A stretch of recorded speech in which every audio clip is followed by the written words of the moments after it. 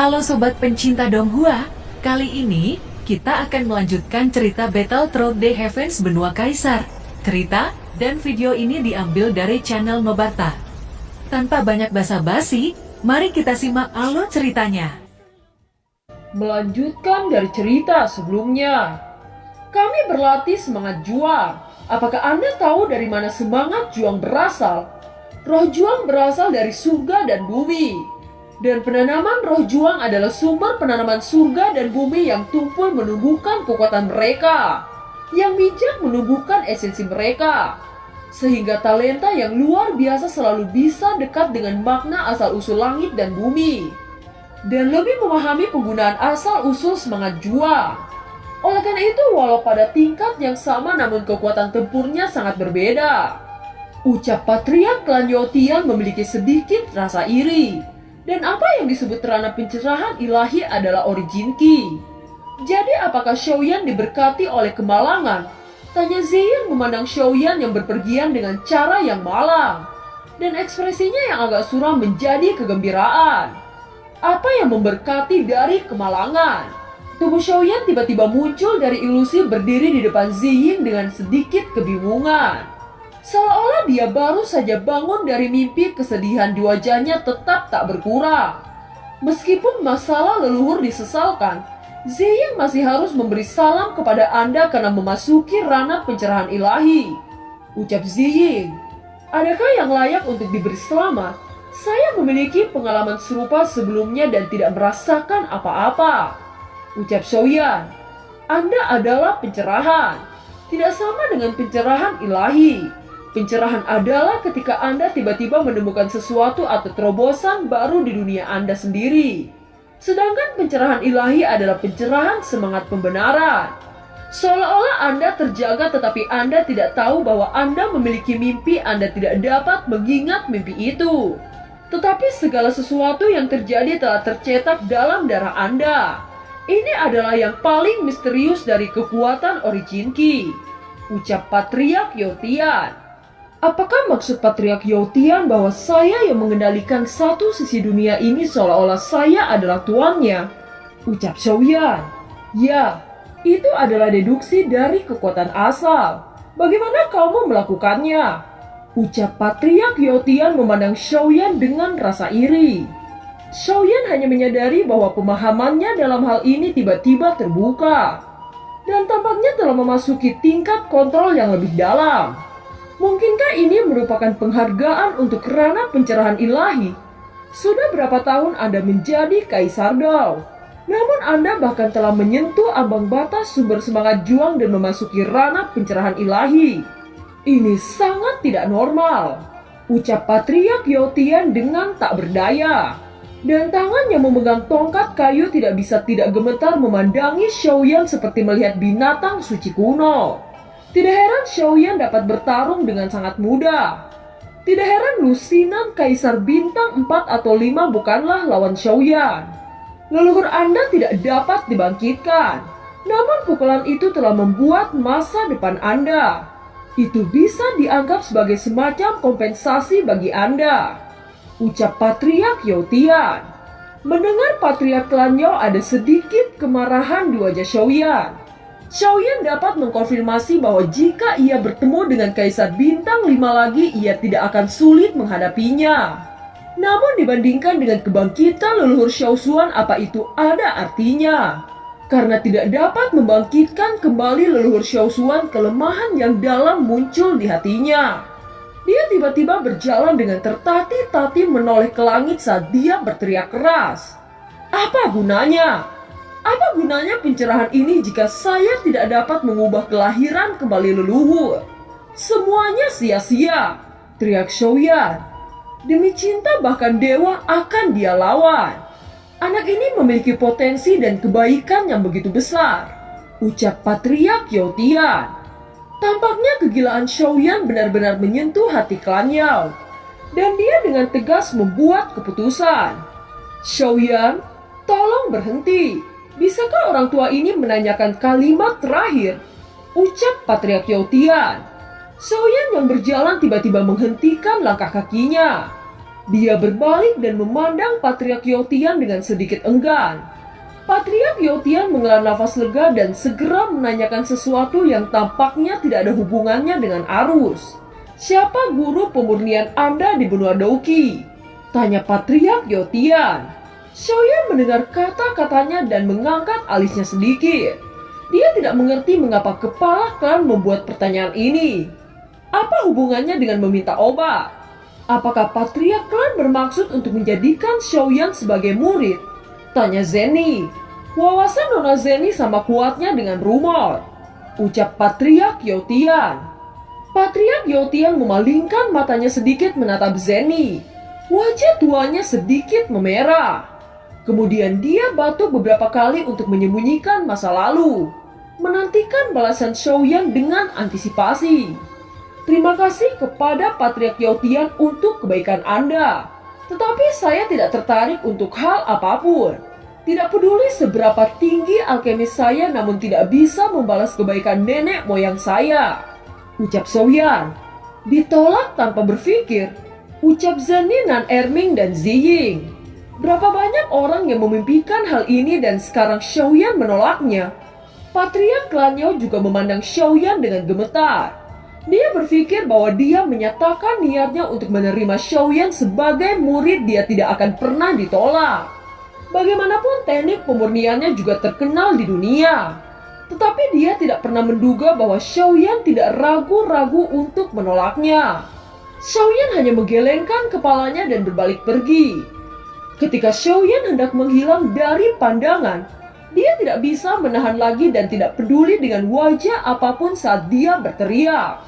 "Xiaoyan, kamu benar-benar tidak ingin memikirkannya. Ini banyak hubungannya dengan kebangkitan leluhur Anda," teriak Patriark Yotian. Mendengar ini Xiaoyan langsung berhenti. Mata gelapnya meledak menjadi kecemerlangan saat menatap Patriark Yotian dan bertanya, "Memuja Anda sebagai seorang guru, dapatkah Anda menyelamatkan leluhur saya?" tanya Xiaoyan. "Anak baik, saya tidak tahu saya harus marah atau bersemangat." "Baiklah, pernahkah Anda mendengar tentang pil anti jiwa?" tanya Patriark Yotian. "Tidak," ucap Xiaoyan. "Apakah kamu tidak mendengar tentang pil benua anti jiwa? Bagaimana itu mungkin? Berapa banyak apoteker pemurnian yang Anda ketahui tentang hal-hal di dunia pemurnian?" ucap Patriark Yotian. Dia tidak menyangka bahwa Xiaoyan yang begitu terkenal bahkan belum pernah mendengar tentang pil benua anti jiwa yang hampir setiap alkemis tahu. "Saya hanya alkemis tingkat 6 kaisar," ucap Xiaoyan. "Alkemis tingkat 6 kaisar? Anda sudah menjadi alkemis kelas 6 kaisar?" ucap terkejut Patriark klan Yotian. Patriark klan merasa bahwa hatinya seperti dijepit. Berapa tahun anak ini datang ke benua? Dia ada di alkemis kaisar kelas 6. Semua yang disebut jenius dalam industri penyulingan dapat dikatakan seperti lelucon dibandingkan Xiaoyan. "Murid ini harus saya bereskan." "Hahaha," ucap Patriark klan obat bereaksi seperti mengambil bayi yang tak ada bandingannya. Dia berbalik menatap Xiaoyan dengan penuh kebahagiaan. Namun mengapa dia sudah menjadi alkemis tingkat 6 kaisar bahkan tidak mendengar pil benua anti jiwa yang terkenal? Tampaknya murid ini fokus pada kultivasi, dan dia harus menyesuaikan pelatihannya di masa depan. Melihat perilaku yang agak tidak biasa dari Patriark Yotian, Xiaoyan mengerutkan kening. Saat ini dia dalam kekacauan. Dia hanya ingin mendengarkan tentang kebangkitan leluhurnya tanpa membicarakan masalah lain. Dia sudah tidak sabar dengan hatinya. Jika bukan karena kata-kata Patriark klan Yao ini, Xiaoyan sudah pasti pergi. Zenny di sampingnya mendengar nama yang dikenal sebagai pil anti jiwa. Dia terkejut di matanya. Setelah mengingat di kepalanya, dia tiba-tiba mendongkak dan bertanya, "Berbicara tentang bencana kuno, pil anti jiwa yang dibuat oleh pendahulu dari klan Yao bukan?" ucap Zenny. Sang Patriark klan mendengar kata-kata itu yang sedang memegang janggut seketika wajahnya bangkit dengan sentuhan kebanggaan. "Saya tidak pernah membayangkan bahwa ini adalah pil anti jiwa itu. Saya selalu berpikir bahwa itu hanya ada dalam legenda." Soyan pasti berterima kasih kepada Patriark Yao. Ucap Zenny sangat gembira. Soyan kembali menatap Zenny dengan mata kebingungan. Zenny menghela nafas dan mulai menjelaskan. Sebelum bencana kuno, klan Yao memiliki penyihir kelas dunia. Dikatakan bahwa teknik pemurnian orang ini telah mencapai puncak daratan. Pil buatannya sendiri terkenal di daratan dan paling terkenal karena roh anti jiwanya. Pil ini dikenal sebagai keselamatan para kaisar yang tertinggi. Namun setelah bencana kuno dikatakan bahwa pil ini dimusnahkan ke dunia. Sungguh bersyukur jika klan Yao masih memiliki pil ini yang ada dalam legenda. Ucap Zenny. Tapi sayangnya formula itu tidak diturunkan. Dan orang tua ini hanya memiliki 3 pil anti jiwa yang tersisa. Yang merupakan salah satu harta dari klan Yao saya. Bahkan orang tua ini juga membutuhkan alasan yang kuat untuk menggunakan pil ini. Jika tidak, maka akan sulit dijelaskan kepada para tetua klan Yao. Ucap Patriark klan Yao Tian. Tidak heran kalau Patriark klan ingin menerima Xiaoyan sebagai murid.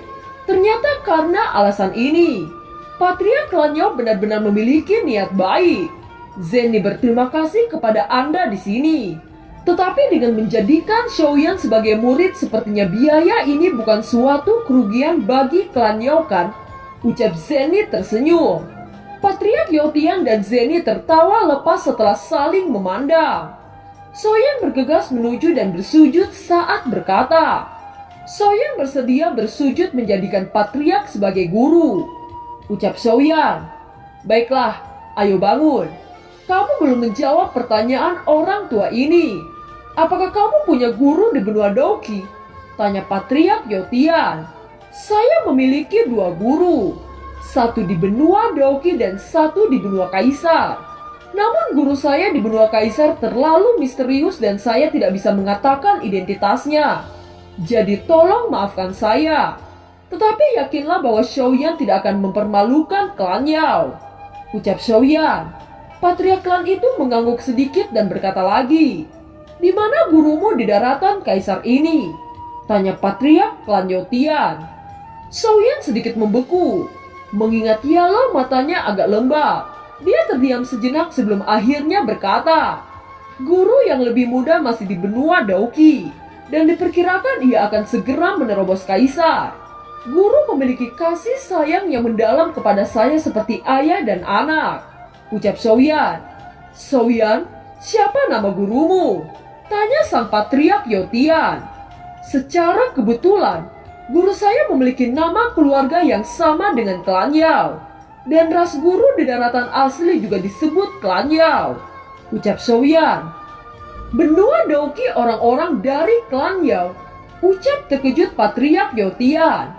Setelah mendengar ini, Patriark klan mengeluarkan sebuah buku kuning pucat di tangannya. Di sampul buku terdapat 4 karakter besar dari silsilah alkemis.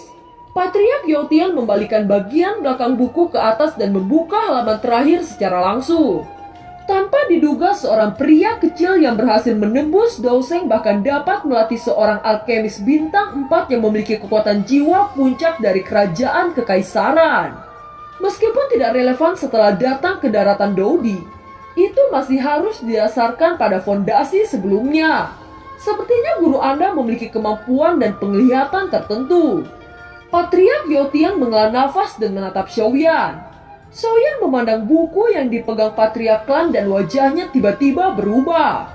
Xiaoyan melihat bahwa di buku silsilah alkemis klan Yao memiliki kata yang tertutup debu tetapi namanya sedikit terlihat. Ini, Xiaoyan menunjuk ke nama Yalau. Dadanya terus-menerus berdetak. Dengan ekspresi terkejut dia berkata, guru adalah anggota klan Yao di daratan Kaisar. Ucap terkejut Xiaoyan. Begitu kata-kata ini keluar bahkan Zenny, Nan Ermin, Ziyin dan Patriark Yao Tian tidak bisa tidak terkejut. Xiaoyan memiliki hubungan yang tak terpisahkan dengan klan Yao. Patriark Yao Tian menatap Xiaoyan untuk waktu yang lama. Tampak sedikit terkejut dan sedikit hilang. Xiaoyan, apa yang kamu katakan? Tanya Patriark Yao Tian. Xiaoyan mengarahkan jari kanannya ke nama Yalo dan ada sedikit kesedihan di matanya. Ketika Anda datang ke daratan Dodi, orang Sio datang untuk menyambut Anda, tanya Patriark Yotian. Xiaoyan mengangguk. Itu dia. Tanah Kaisar adalah tempat tertinggi dari banyak benua di bawahnya, dan juga dapat dianggap sebagai origin Qi. Cabang-cabang dari berbagai ras tersebar di berbagai benua. Setelah menerobos Dodi, mereka akan datang ke benua Dodi ini, yang dapat dikatakan kembali ke tempat asal atau yang disebut origin. Tetapi metode untuk merasakan cabang berbeda satu sama lain hanya dari buku silsilah ini ketika menerobos ke Daudi. Ketika klan dipromosikan ke dosen, itu dapat ditampilkan dalam silsilah tetapi warnanya sedikit lebih gelap. Itu akan cerah hanya ketika sudah menjadi Daudi. Dan klan Yosaya akan mengirim seseorang untuk menjemputnya, ucap Yotian. Xiaoyan tiba-tiba menyadari mengapa dia dijemput oleh keluarga Sio ketika dia baru tiba di daratan Daudi. Dan film pun berakhir. Terima kasih telah menyimak dari awal sampai akhir ya. Sampai jumpa.